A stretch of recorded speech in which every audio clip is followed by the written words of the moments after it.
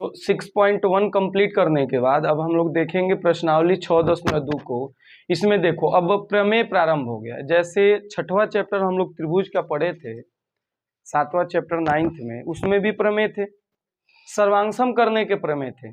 यहाँ हम लोग समरूपता के प्रति कुछ प्रमेय पढ़ेंगे और सबसे पहले प्रमेय जो दिया हुआ है वह है थेल्स प्रमेय बोलते हैं, या आधारभूत प्रमेय बोलते हैं, या बीपीटी थ्योरम बोलते हैं, या प्रमेय 6.1 बोलते हैं।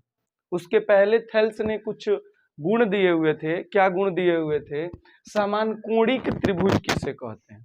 समान कोणिक, समझ रहे हो? समान कोण जिस त्रिभुज के हो उसे समान कोणिक कहते हैं। क्या होता है समान कोणिक त्रिभुज? यदि दो त्रिभुजों के संगत कोण बराबर हो, तो दो त्रिभुज हो और उनके संगत कोण है वह भी बराबर हो, तो वे समान कोणिक त्रिभुज कहलाते हैं। बात समझ रहे हो? दो त्रिभुज है, संगत कोण बराबर है, तो समान कोणिक। जैसे ये त्रिभुज है, ये भी त्रिभुज है, इसके संगत कोण बराबर हैं, तो फिर वह क्या हो गया? समान कोणिक त्रिभुज हो गया। बात समझ रहे हो? अब देखो एक और चीज जानना, जब समान कोणिक त्रिभुज हो ना, जो त्रिभुज है वह समान कोणिक हो, तो उनकी भुजाएं जो हैं समानुपाती होती हैं। थेल्स ने बताया था इस दो बातों को। अब हम लोग देखेंगे आधारभूत समानुपाती प्रमेय, या जिसे थेल्स प्रमेय भी कहते हैं। थेल्स के सम्मान में 9th में पढ़ाया था मैं थेल्स कौन थे, ठीक है? गणितज्ञ थे और बहुत अच्छे गणितज्ञ थे, और ये जो पाइथागोरस हैं उनके गुरु थे। पाइथागोरस ने प्रमेय दिया था ना, किसी समकोण त्रिभुज में कर्ण का वर्ग शेष दो भुजाओं पर बने वर्गों के योग के बराबर होता है। तो बस वही चीज है। देखो प्रमेय क्या है? यदि किसी त्रिभुज की एक भुजा के समांतर, क्या है? यदि किसी त्रिभुज की एक भुजा के समांतर, इसको मैं पहले चित्र बनाता हूं। एक त्रिभुज की बात हुई है ना, एक त्रिभुज लो बना दिया मैंने। यदि किसी त्रिभुज की एक भुजा के समांतर अन्य दो भुजाओं को भिन्न भिन्न बिंदुओं पर प्रतिच्छेद करने के लिए एक रेखा खींची जाए। फिर से देखो, एक भुजा के समांतर अन्य दो भुजाओं को भिन्न भिन्न बिंदुओं पर, तो मैं क्या कर रहा हूं, यदि ये अपना A है, ये B है, ये C है, तो BC के समांतर एक मैं DE खींच दे रहा हूं। यहाँ पे क्या? DE। अब देखो क्या बोला, अन्य दो भुजाओं को भिन्न भिन्न बिंदुओं पर प्रतिच्छेद करने के लिए एक रेखा खींची जाए। एक भुजा के समांतर, एक भुजा के समांतर अन्य दो भुजाओं को भिन्न भिन्न बिंदुओं पर प्रतिच्छेद करने के लिए मैंने एक रेखा खींच दिया, तो ये दोनों भुजाओं को एक ही अनुपात में विभाजित करती है। तो जो ये है ना DE रेखा है, वह इस दो भुजाओं को, इसको और इसको एक ही अनुपात में विभाजित करती है। मतलब इसमें इसका भाग दो, इसमें इसका भाग दो, तो ये दोनों क्या होते हैं? बराबर होते हैं। जैसे इसका मतलब क्या हो गया, AD बटा BD बराबर होगा AE बटा EC। इसका यही मतलब हो, हमें यही लाना भी है, ठीक है? हमें क्या दिया है? यह इसके समांतर है, बस यही बात दी हुई है। यही है थेल्स प्रमेय। और इस थेल्स प्रमेय को कई बार एग्जाम में, हमारे बोर्ड के एग्जाम में पूछा हुआ है कि सिद्ध कीजिए कि किसी त्रिभुज की एक भुजा के समांतर दो अन्य भुजाओं को भिन्न भिन्न बिंदुओं पर प्रतिच्छेद करने के लिए एक रेखा खींची जाए, तो ये दो भुजाओं को एक ही अनुपात में विभाजित करते हैं। या डायरेक्ट बोलता है थेल्स प्रमेय प्रूफ कीजिए, या बोलता है प्रमेय 6.1 सिद्ध कीजिए। समझ रहे बात को? तो इससे हम लोग अब सिद्ध करेंगे ऐसा ही चित्र बना के। पहले इसे आप लोग नोट कर लो, फिर मैं इसको अब पूरा मिटा के और यहाँ यही चित्र बना के और फिर पूरा क्या दिया था, यदि एक त्रिभुज में एक भुजा के समांतर एक रेखा खींची जाए जो दोनों भुजाओं को अन्य अन्य बिंदुओं पे प्रतिच्छेद करे, तो ये दोनों भुजाओं को समान अनुपात में विभाजित करती है। यही है ना?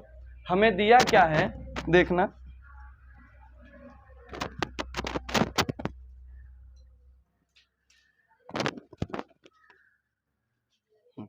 ये दिया है हमें, देखना इधर। पहले हम लोग ना जब हल स्टार्ट करते हैं तो रेखा गणित में याद ही है, सबसे पहले लिखते हैं दिया है, फिर लिखते हैं क्या सिद्ध करना है, और फिर रचना उचना करना तो करते हैं, नहीं तो उत्पत्ति पे चल के उसको बना देते हैं। यही करते हैं ना? तो हमें सबसे पहले दिया है, क्या दिया है समझना, कि जो BC है वह DE के समांतर है ना? क्या है? BC समांतर DE। एक चीज और याद रखना, इसे सिद्ध करने के लिए ना 9th का एक प्रमेय काम करेगा। 9th का प्रमेय क्या है? यदि दो समांतर रेखाओं के बीच में और एक ही आधार पर बनने वाले त्रिभुज का क्षेत्रफल बराबर होता है। तो देखो ये दो समांतर हैं, इतना ही न दिया, इसके आगे तो हमें कुछ दिया ही नहीं है। अब देखो इसके बाद सिद्ध क्या करना है? सिद्ध करना है, क्या सिद्ध करना है? तो देखना AD बटा BD, AD बटा BD बराबर है AE बटा EC कर लो, यही सिद्ध करना है। चलो रचना करेंगे भाई, पहले हम लोग क्या करेंगे? रचना में देखो सबसे पहले हम लोग क्या करेंगे, B को E से और D को C से मिला दो। एक रचना करो, दो त्रिभुज बनाते हैं हम लोग। पहला क्या, B को C से मिला लो, मिला दिए, ठीक है।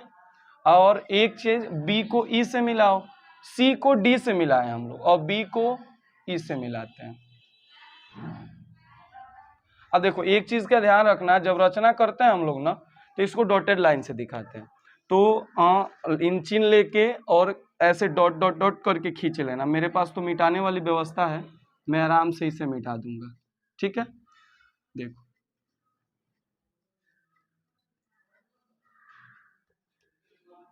हो गया ना। अब देखो रचना में लिखेंगे क्या, पहला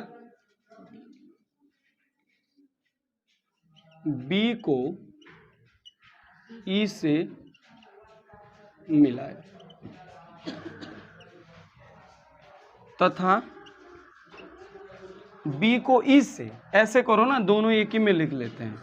देखो B को E से तथा C को D से मिलाए, कोई दिक्कत नहीं ना। देखो दूसरा भी रचना करना पड़ेगा। क्या रचना करना पड़ेगा? तो इस AC पर ना D से लंब खींचो। लंब खींचने का मतलब यहां से एक ऐसा रेखा लेना है जो इस AC पर 90 अंश का कोण बनाए, यही ना लंब खींचना होता है। लंब इसी तरह खींचते हैं। तो देखो लंब खींचेंगे तो ये यहां से होके इसका लंब 90 अंश बनना चाहिए। 90 अंश का कोण बनेगा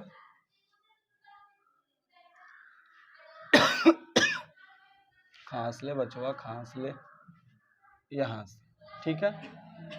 देखो ये 90 अंश है ना, ये 90 अंश का कोण बना। ये मान लो ये जाके M पे लंब खींचा और एक E से इस AB पर लंब खींचो। AD केवल नहीं खींच रहे, AB पर, पूरे AB पर लंब खींच रहे हैं।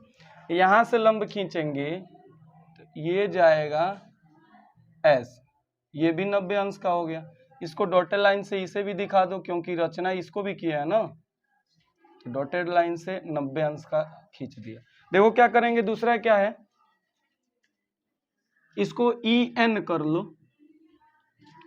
पहला में हमने DM लंब क्या खींचा था, AC तथा EN लंब AB ना, AB खींचा। जितना काम मैं अभी तक किया हूं समझे हो बात। पहले मैंने क्या किया, एक त्रिभुज बनाया। अब क्या है, मैंने जो सिद्ध करना था रचना में बस दो काम किए हैं भाई। C को D से, B को इसे जबरदस्ती बिना काम के मिला दिए, हैंगन तिरछा तिरछी, ठीक। अब देखो आगे क्या करते हैं। एक बात बताओ, त्रिभुज का क्षेत्रफल कभी निकाले हो? त्रिभुज का क्षेत्रफल क्या होता है? त्रिभुज का क्षेत्रफल होता है, त्रिभुज का क्षेत्रफल बराबर, यहां से पहले उपपत्ति करो, उपपत्ति। अब भाई यहां से मैं बोला था दिया है लिख लिए, सिद्ध करना है लिख लिए, रचना जो था वो कर लिए, उपपत्ति पे चलेंगे ना। अब उपपत्ति में देखो क्या करो। देखो पहले तो हम लोग एक चीज सीखते हैं, त्रिभुज का क्षेत्रफल होता क्या है। होता है 1/2 गुणे आधार अगुणे ऊंचाई, होता है यही ना है। अब देखो हमारे सामने कुल मिला जुला के त्रिभुज की संख्या तो दिख ज्यादा रही है। देखोगे 1 2 3 4 बड़ा का 5, एगो इधर वाला 6 7 8 9 10, एगो ये वाला 11, इधर वाला 12, इधर वाला 13, एगो ये वाला 14, एगो बड़ा का 15। लगभग जल्दी जल्दी में गिन के 15 त्रिभुज दिख रहे हैं। हमें 4 त्रिभुज के इसमें क्षेत्रफल निकालने हैं। मैं बताता हूं भी एकदम आसान है। देखो कैसे निकालेंगे 4 त्रिभुज का। सबसे पहले देखो हम लोग इसका ADE, किस त्रिभुज का ADE का क्षेत्रफल निकालते हैं। लिखेंगे त्रिभुज ADE का क्षेत्रफल। भाई होता क्या है 1/2 गुणे आधार गुणे ऊंचाई, तो 1/2 तो चलो ठीक ठाक। आधार क्या होगा इसका, तो देखो इसमें हम लोग ADE ही लिए हैं। यदि AB लिए होता तो पूरा आधार होता, तो ये लिए हैं। और आधार किसको लेते हैं किसी त्रिभुज में, इधर समझना। यदि यह त्रिभुज है ना, यदि लंब इस पे खींचा गया है, इस पे लंब खींचा गया तो ये आधार होगा। यदि लंब इस पे खींचा गया है तो ये आधार होगा। मतलब यदि लंब इस पे खींचे हैं तो ये आधार होगा। मतलब लंब जिसमें खींचे हैं वही आधार होना चाहिए। समझ रहे हो बात को। तो देखो इधर समझना, इसमें लंब किस में खींचे हैं ADE में। ADE में AD पे लंब खींचे हैं ना, तो आधार क्या हो जाएगा AD। ऊंचाई क्या होती है, तो जो लंब खींचा गया रहता है वही ऊंचाई होती है। तो देखोगे EN न लंब खींचे हैं तो वही ऊंचाई हो जाएगी। क्या हो जाएगी EN। बिना कुछ इसको परेशान किए समीकरण 1 बना लो। समझ रहे हो। अब देखो भाई ADE ले लिए, तो अब ले लो तुम BCD। जानते हो क्यों, एक बार इसको आधार लिए अब इसको आधार ले रहा है। दोनों लाइन से आधार लेंगे। देखो लेंगे कौन सा त्रिभुज, त्रिभुज BDE का क्षेत्रफल। देखो इसका क्षेत्रफल क्या होगा 1/2 गुणे, अब आधार तो ये BD ही होगा ना BD। क्या होगा BD। लेकिन ऊंचाई किसे ले भाई, तो ऊंचाई क्या याद रखना कि यदि न्यून कोण और समकोण है तो उसके जो लंब हैं वो अंदर होंगे। ठीक है, ये समकोण है तो इसके लंब जो हैं वह अंदर होंगे। लेकिन यदि अधिक कोण त्रिभुज बन रहा है तो अधिक कोण त्रिभुज के लंब जो हैं वह बाहर होंगे। और ये सही भी है। ठीक है, लंब कभी भी बाहर होगा, क्योंकि हमें यहां से खींचना है तो फिर बाहर ही होना है। तो ये क्या हो जाएगा, बाहर हो जाएगा। तो देखो इस त्रिभुज में BDE में ये जो इस भुजा से लंब खींचे हम लोग, तो इस भुजा से देखो, इस भुजा से लंब खींचे हैं तो ये भाग गया इधर बाहर, देख रहा हो ना। तो ये EN लंब हो जाएगा। क्या हो जाएगा EN लंब, वही ऊंचाई हो जाएगी। तो क्या हो जाएगा EN। समीकरण बना लो 2। बात को समझे हो ना, कि यदि अधिक कोण त्रिभुज है तो उसकी जो ऊंचाई बोल लो या लंब बोल लो वो बाहर भाग जाएगा। ठीक है, चलो अब 2 तो त्रिभुज की क्षेत्रफल तो निकाल लिए, 2 त्रिभुज और लेने हैं। एक बार फिर से क्या करो, इस त्रिभुज को लो, फिर इसी त्रिभुज को लेंगे, क्योंकि हमें अब ये आधार लेंगे। ठीक है, देखो फिर लेंगे त्रिभुज ADE का क्षेत्रफल। एक बात बताओ क्या होगा 1/2 गुणे आधार। इस बार आधार AD नहीं लेंगे, इस बार AE लेंगे। ठीक है, जब AE आधार लेंगे तो ऊंचाई क्या हो जाएगी DM हो जाएगी, होगी ना। तो ऊंचाई आधार क्या हो गई AE, ऊंचाई क्या हो गई DM। समीकरण बना लो 3। कोई दिक्कत नहीं ना। अब देखो फिर क्या करो, अब इस बार इस त्रिभुज को लेंगे, इस त्रिभुज को देखो कौन सा त्रिभुज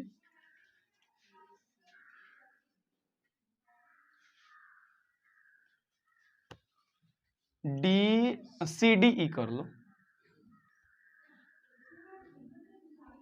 त्रिभुज CDE का क्षेत्रफल। अब देखो इस बार क्या होगा 1/2 गुणे आधार। आधार तो यही है ना, क्या है, तो आधार हो जाएगा EC गुणे ऊंचाई क्या होगी, ऊंचाई देखो अब ऊंचाई फिर आना चाहिए इसी पे, लेकिन भाग गया है किस पे, इस बाहर। बाहर कब भागा है, क्योंकि ये अधिक कोण है, अधिक कोण होगा तो बाहर भागना ही है, तो ऊंचाई हमारी क्या हो जाएगी, dm। कोई दिक्कत, समीकरण 4 बन गया। अब देखो हम लोग क्या करेंगे, इधर देखना, हमें लाना है AD बटा BD। इधर देखो ये AD है BD है, आ रहा है ना, तो इसमें इससे भाग कर दे, और नीचे उसके बराबर क्या लाना, AE बटा EC, AE बटा EC, इसमें इससे भाग कर दे, या इससे कट जाएगा या इससे कट जाएगा, EN से कट जाएगा, 1/2 से कट जाएगा, यही ना केवल बचेगा। इसको कुछ गुण लगा के, वही जो गुण 9th में नहीं बोले थे, समांतर रेखाओं के बीच के त्रिभुज का क्षेत्रफल बराबर होता है, बस कर लेंगे। ठीक है, तो देखो लिखेंगे समीकरण 1 भागा समीकरण 2 से क्या हो जाएगा, देखना, त्रिभुज ADE का क्षेत्रफल अब बटा में त्रिभुज BDE का क्षेत्रफल बराबर 1/2, ऐसे थोड़ा छोटा लिखते हैं इसको, 1/2 गुणे AD गुणे EN बटा में 1/2 गुणे BD गुणे EN ना, तो BD गुणे EN। देखो EN से EN कैंसिल, 1/2 से 1/2 कैंसिल, बच क्या जाएगा AD बटा BD। देखो आ गया AD बटा BD, समीकरण बना लो 5। ठीक है, अब देखो इन दोनों को यदि भाग करते हैं तो 1/2 से 1/2 कैंसिल, DM से DM कैंसिल, AE बटा EC आ जाएगा, AE बटा EC आ जाएगा, देख रहे हो ना। लिखेंगे त्रिभुज नहीं, पहले ये लिखते हैं ना, समीकरण 3, समीकरण 3 भागा समीकरण 4 से देखो क्या हो जाएगा, त्रिभुज ADE का क्षेत्रफल, देखो बुक में ARC किया हुआ, एरिया ऑफ ट्रायंगल, ठीक है, तो उसको ज्यादा वो भी सही है, ये भी सही है।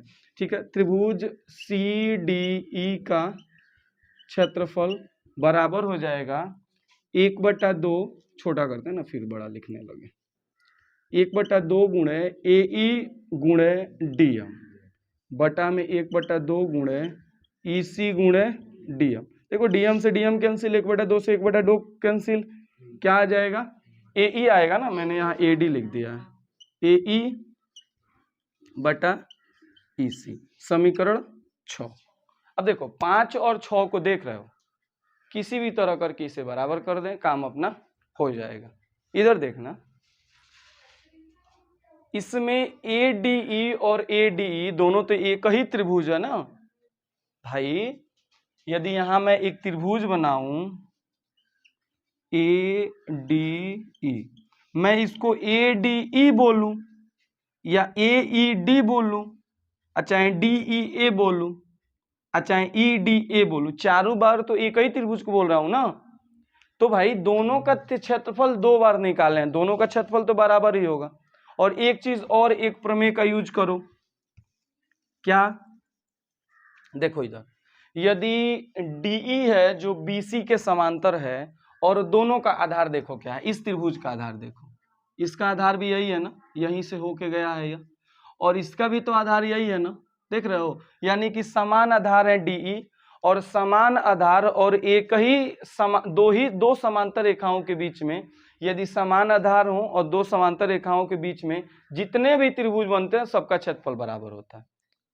समझ रहे बात को। 9th में इस तरह एक पढ़े होगे, यदि ऐसे एक त्रिभुज, एक रेखा है, ऐसे एक रेखा है, दोनों समांतर हैं, तो यहां से ये कितना बार भी बना लो, ऐसे कितना भी क्षेत्रफल त्रिभुज का बना लो, ये पूरे क्या होंगे, सबका क्षेत्रफल बराबर होगा। क्यों, क्योंकि आधार दोनों का सेम है और दोनों एक ही समांतर रेखा के बीच में बने हुए है ना। तो लिखेंगे यदि 2 समांतर रेखाओं के बीच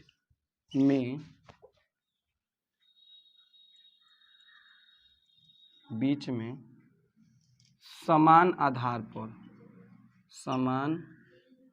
आधार पर त्रिभुज बने तो उनका क्षेत्रफल बराबर होता है। अर्थात क्या होगा, देखो इधर BDE का क्षेत्रफल EDE के बराबर होगा, CDE के बराबर होगा। अर्थात त्रिभुज BDE का क्षेत्रफल बराबर होगा त्रिभुज CDE का क्षेत्रफल के। इसको बना लो समीकरण 7। अब देखोगे जब BED का क्षेत्रफल BDE का क्षेत्रफल CDE के बराबर है तो CDE के जगह पे BDE रख सकते हैं या BDE के जगह पे CDE रख सकते हैं ना, बोलो। तो इस तरह आइए ऊपर वाला भी ऊपर वाले के बराबर है, तथा त्रिभुज ADE का क्षेत्रफल बराबर त्रिभुज ADE का क्षेत्रफल। तो देखोगे लेफ्ट हैंड साइड और लेफ्ट हैंड साइड दोनों के तो बराबर हो गए, यह इसके बराबर यह इसके बराबर। जब लेफ्ट हैंड साइड बराबर है तो राइट हैंड साइड भी तो बराबर होंगे ना। देखोगे ये दोनों, यह इसके बराबर यह इसके बराबर, जब दोनों बराबर हो गए लेफ्ट हैंड साइड तो राइट हैंड साइड भी बराबर हो जाएंगे। अतः कौन सा AD बटा